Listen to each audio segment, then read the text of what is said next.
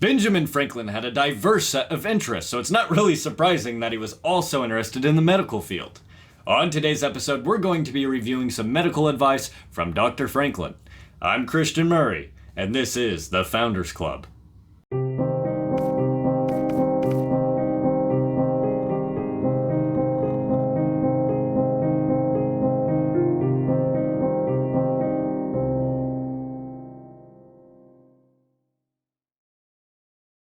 Now at this time, beliefs about health and disease were mostly based on superstition. However, Benjamin Franklin took a great interest in these topics and used Enlightenment ideas to study physical health and medicine. He came up with a vast array of contributions to the medical field and even advised many doctors at this time. Now we're actually going to be looking at Benjamin Franklin's ideas on the common cold. The commonly held belief at this time was that the root cause of colds were wet clothing, dampness in the air, or cold weather. That is why it's called a cold. Franklin took a great interest in looking into this myth, and with the medical field still in its infancy, the cold was more than an inconvenience. Franklin observed that sailors were always wearing wet clothing, and they were pretty much cold for the most part, but they usually stayed healthy.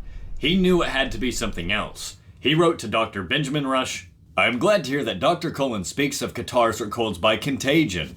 I have long been satisfied from observation that besides the general colds now termed influenzas, which may possibly be spread by contagion as well as by a particular quality of the air, people often catch cold from one another when shut up together in small close rooms, coaches, and when sitting near conversing so as to breathe in each other's transpiration, the disorder being in a certain state. As to Dr. Cullen's cold or catarrh of frigor, I question whether such one ever existed."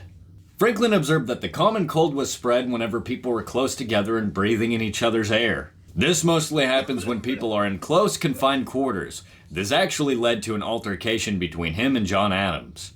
In 1776, as part of a delegation sent by the Continental Congress, Franklin and Adams were on their way up to Staten Island to negotiate with Admiral Richard Howe to discuss a possible end to the Revolutionary War.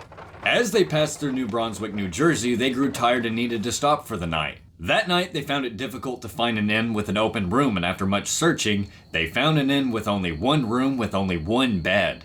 That night, Franklin and Adams had to share the same bed, and in the night, Adams went to close the open window in fear that he would actually catch a cold from the cold air flowing in. As Adams was closing the window, Franklin told him to leave the window open and he would explain his theory on colds.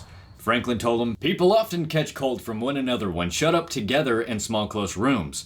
It is the frowsy, corrupt air from animal substances and perspired matter from our bodies, which being long confined in beds not lately used, and clothes not lately worn, obtains to a kind of putridity which infects us, and occasions the cold observed in sleeping in, wearing, or turning over such beds and clothes." Franklin explained to Adams that they needed the clean air to come in and purify the room, or they would be suffocated. And this led to a small argument where John Adams wrote in his journal, "That began a harangue upon air and cold and respiration and perspiration."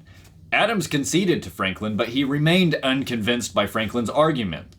Adams wrote again, "I was so amused that I soon fell asleep and I left him and his philosophy together." It was things like this that made Jefferson and Adams not really want to travel with Benjamin Franklin. Franklin, however, turned out to be right. Franklin was right decades before we really developed the germ theory. Like most things, Benjamin Franklin took his theories to the extreme, and he often left the window in his house open to increase circulation, and he would often take air baths where he would sit nude by the window for an hour or two, just to let his body absorb the clean air and condition itself. Now, Benjamin Franklin was a unique personality, but there's a certain kind of genius that goes along with a unique personality, and I think there's a lot we can still learn from Dr. Franklin, especially today. Not only how not to get colds, flus, or other diseases, but how to solve problems. By looking at a problem from a unique perspective, you're able to come up with unique solutions, if you just think differently and try to solve it in a different way. But what do you guys think? We always want to know your ideas on these topics below, so let us know. Well, I think that's all we have for this episode. I hope you guys enjoyed it. I know I did, and I'll see you guys next time.